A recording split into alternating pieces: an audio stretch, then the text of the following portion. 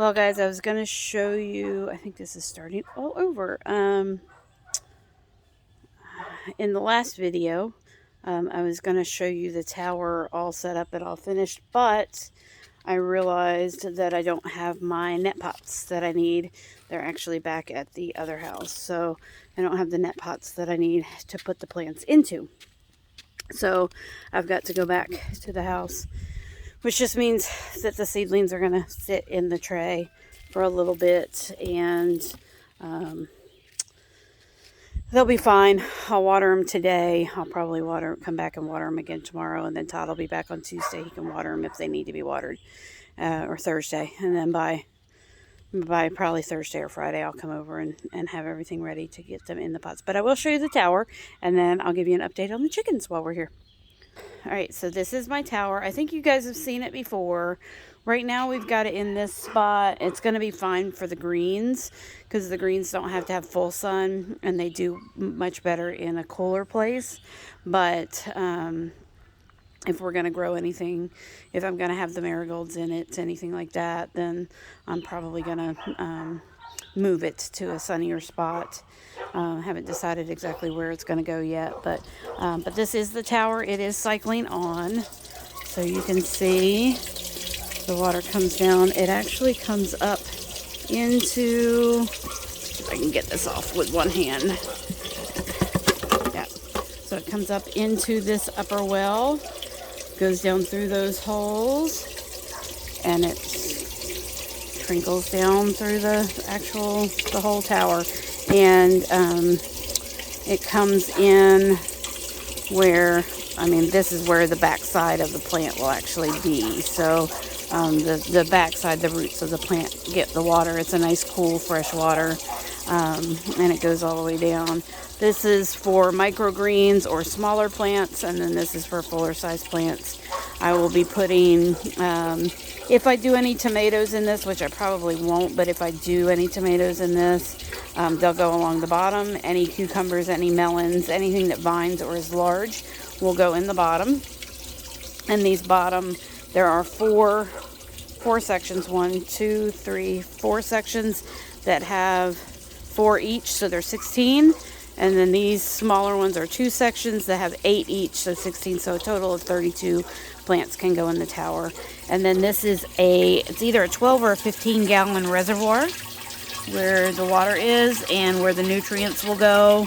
There is a specifically formulated nutrient for the tower garden that you want to use. And then there is a pH kit. I typically don't worry about my pH too much. I just, I'm one of those people. I garden by the seat of my pants, and I don't always do things as other people say that you should do them. So real quick, I'm going to just go ahead and give these seedlings a little bit of water, and then we'll go down and check on the chickens and see how they're doing today. I think I need to take a little bit of water down to them. I checked on them yesterday and they were doing fine. But yeah, so I think they need just a little bit extra. Just need to top off their water. They've got a 5 gallon waterer, so they should be okay. But I'll just go ahead and top it off while I'm here. So the seedlings are just going to sit right here next to the tower. I'm going to give them a little bit of watering. I don't know if you guys can see that. Give them a little bit of watering. You just want them to stay moist. They're already established, so you just don't want them to dry out. And here, they won't be out in the sun, so I won't have to worry about them drying out in the sun because I forgot about them and didn't have time to put them in the tower. So we'll get that done and get some water to take down to the chickens. Sorry guys, this one's not quite as interesting of a video as the last one. The last one though was a little bit long, so hopefully you guys didn't get bored with the last one and tune out. And I wish I had videoed yesterday. I brought the chickens or the ducks over and let the ducks hang out. Sorry. Sorry it's loud. So I had brought the ducks over and let the ducks hang out in the yard, eat a little bit of grass, swim a little bit in their tub, and yeah, they had a good time. So sorry I didn't video that. Hang on. I'm going to fill up this water bucket and I'll be right back. Okay, so for those of you who don't know, each pound or each gallon of water, I think, weighs 8 pounds. So there's a 5-gallon water in with the chickens. It takes, every couple of days I have to fill it about halfway up. But that's a lot of water. That's a lot of weight. So I usually leave the water in the coop with them and just take water down, or sometimes I'll go ahead and take the hose down. I've got the dogs up in the car, so I don't want to take as much time as it would take to drag the hose down here and fill it up and then drag the hose all the way back up. So I'm just carrying a bucket, a Home Depot bucket, about a little more than half full with water, and I'll top off their water bucket. But here are the girls. Say hello to your YouTube friends, girlies. Yeah, say hello, Little Red Riding Hood. Say hi, Red. Yeah. So,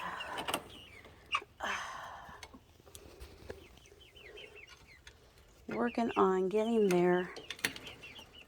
So they've got these latches that have been on here forever, and these latches are a little bit rusted, and they're a little hard to do one-handed. There we go, got one. And see if we can get this one.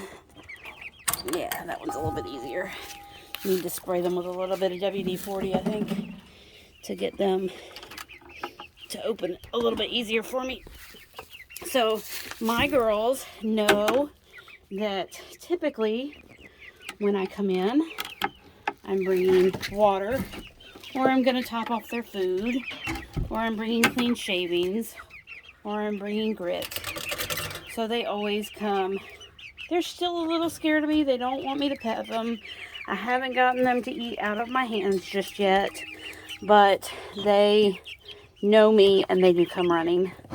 So typically they think that I've got treats today, so they're kind of hanging out. Let's see if I can set you guys down.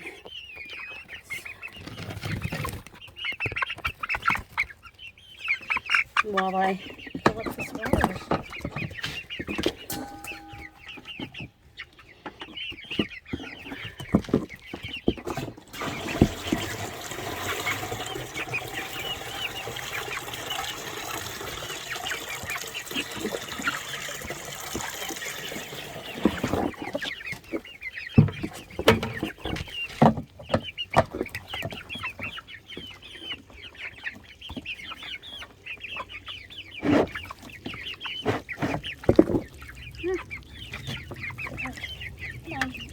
Hey, stop. Bite my hand. Don't bite the hand that feeds you, dear.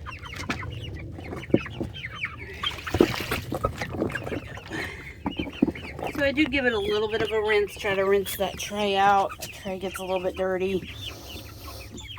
They're not like the ducks. They don't backwash, so it doesn't get as dirty as it will when the ducks start staying here. But yeah, so they've got some nice fresh water for the rest of the day and for tomorrow and a couple of more days. And I just put down fresh bedding not that long ago. They are losing some of their baby feathers and starting to get some of their big girl feathers already. They're about seven-ish weeks old now. 7-8 weeks, somewhere close to there. We should be expecting eggs sometime in August, we hope. Possibly as early as July. Hopefully as early as July with some of them.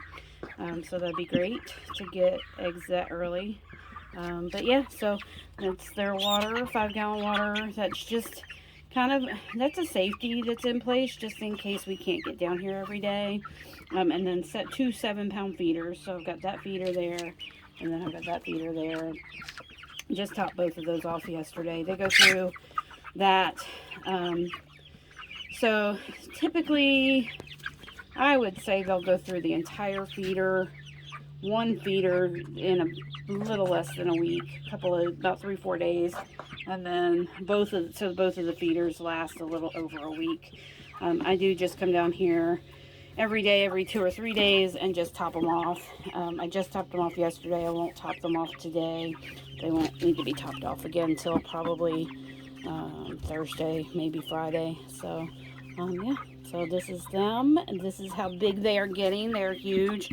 We did set up a little cardboard box with some pot ash in it, just some ashes from the fireplace, so they'd have a dust box to kind of roll around in. They haven't really been using it for that just yet. As they get a little bit older, they will start using it for dust bathing. We'll actually fill it up more. I need to kind of clean it out. It's got a little bit of chicken squat in it, and they scratched some of the shavings into it as well. I do have this little secondary bowl that I did fill that up completely. Well, not completely, but about a ½ inch full with grit, and they actually ate all of the grit, and the grit is back at the other house. So I'm gonna take, don't you bite my toe, little girl, Little Red Riding Hood, don't you bite my toe, don't you bite my toe. So I'm actually I'll take this home with me and fill it up and bring it back next time I come.